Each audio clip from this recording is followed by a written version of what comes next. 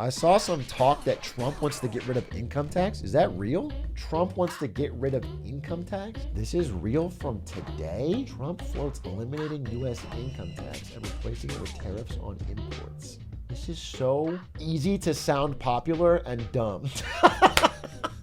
So dumb and so easy to sound popular. It's like, because nobody likes income tax. If you tell people, I will get rid of income tax, you're not going to have any taxes. And we have a miracle plan to solve it. We'll just tax all our imports. That's annoying because we're heading towards a moment like Liz Truss. Do you guys remember Liz Truss? You probably don't because you don't care about the UK, and I don't blame you. Liz Truss was very briefly Prime Minister of the UK. She was the lettuce lady. Liz Truss, head of lettuce. But maybe you don't remember why she was out so quickly, why she didn't outlast the lettuce. But Liz Truss comes into power. Again, the UK government in debt, not in a good way. The UK government, like our government, has to constantly issue IOUs, aka treasury bills. They call theirs gilts because they're stupid.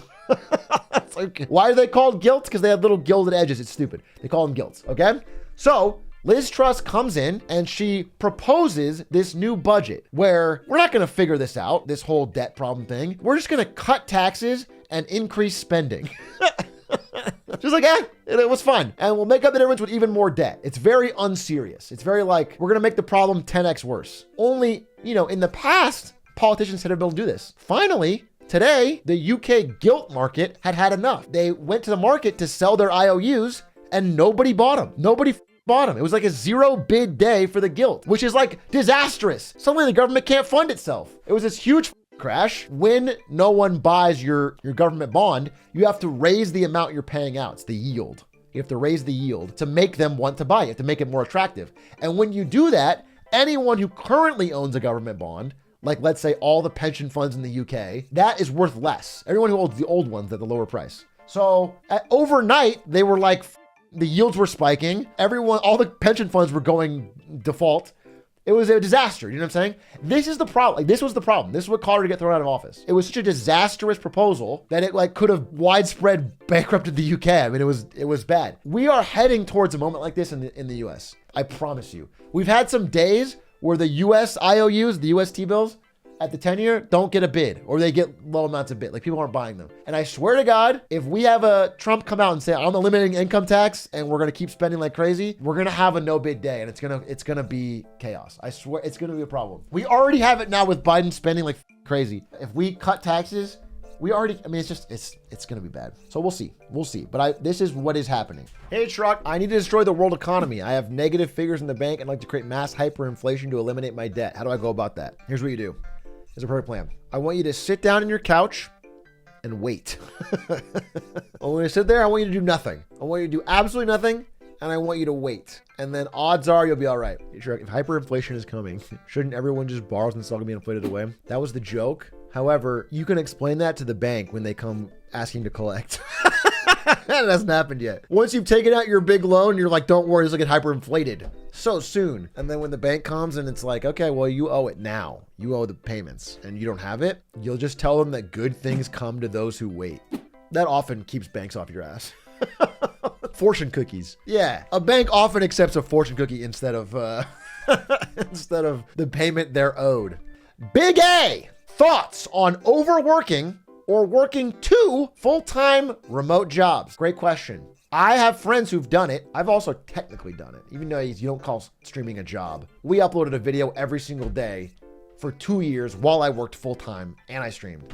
All right, that is 2 jobs. And we launched off-brand. I actually did 2 jobs. I don't want to hear your BS. That was 2 jobs. Hardest job in the world, and then NVIDIA. But I know people who have done it with 2 tech jobs, mostly programmers.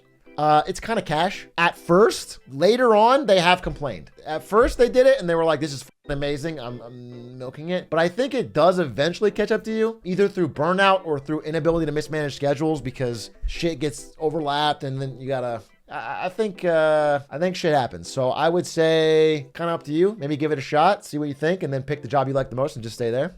But it's harder than you think. Burnout is a real thing, bro. It's a real thing. Only for white collar, sit at a desk all day jobs, though. Burnout's not a thing for like roofers or anyone working in a physical job. Those jobs are easy and they'll never burn you out. Only for sitting at a desk, kind of doing a little bit of Reddit, a little bit of email, a little bit of thinking. That's a job that'll burn you the fuck out. And I mean that. Me and Leffen both think that. What if you had 2 meetings scheduled at the same time? You have to run between the 2. So that's happened. People have told me about this happening to them. And what they do is they join both meetings and they're just silent. They're just silent because they're silent in every meeting. Most people join meetings and they say like, they're just waiting for their name to be called. They're waiting for someone to say their name. That is most meetings. I want you to know that in general. In most corporate world, especially if you're not like leading the meeting, people join the meeting and they wait for their name to get called. And so if the off chance they were called both times, they would just say, oh, my mic wasn't working or whatever. Yeah, exactly. They would just, but generally they're just waiting for that one time they get called. They say, oh, yeah, my update is things are going good. Gonna need to be another week or whatever, you know?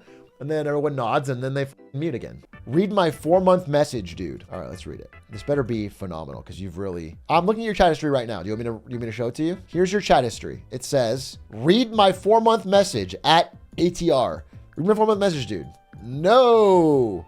Indian elections being announced. Me. Caught. Me. Indian elections being announced. Indian elections being announced. Hey, Shrek, the results of the Indian elections are out in a couple hours. Hey, Shrek, I'm on Indian elections. A lot of stuff about Indian elections, all right? I understand, but you don't have a 4-month message here, so I can't see what you're talking about. You gotta look at the French elections? Oh, believe me, I have. Against my will, I have a whole presentation on the French elections. I know it may shock you to learn that France is interesting, but it has been extremely interesting what's going on in France. Very unprecedented what Macron is doing. I know you don't believe it, but I'll try to convince you. How much did they pay you to glaze them? They paid me in baguettes and they all went stale, so wasted my time.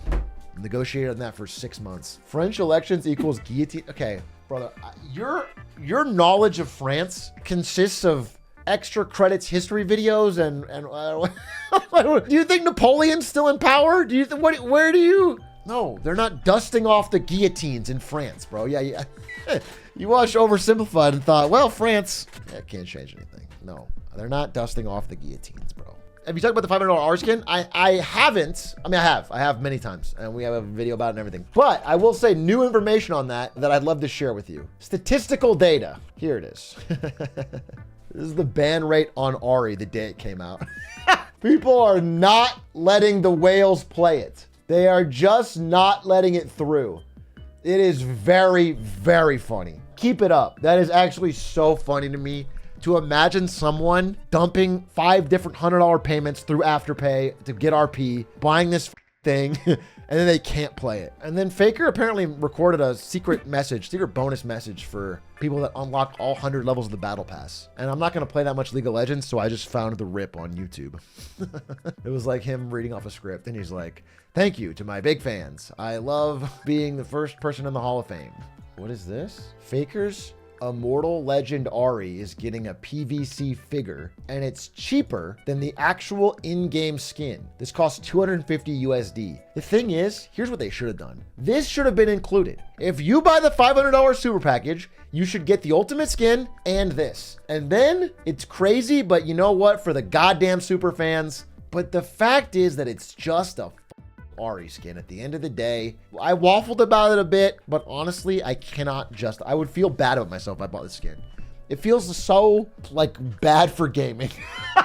It just feels bad. It feels bad for gaming. Plus, I look on social media and people that buy this, like half of them are using Afterpay. I'm not kidding. Everyone that I see on social media is like, yeah, I'm putting it on. It's crazy. This is so bad. They're just college students FOMOing into a $500 skin. I hate it. I don't like it. I don't like that. I can't blame companies if people are going to buy it. I can't muster up the energy to be mad at them for like an idiot being like, oh, buy it. Me. Give me your money. And then finally the company goes fine. It's just, I wish people just didn't want these. The Australian Mint just dropped bluey $1 coins.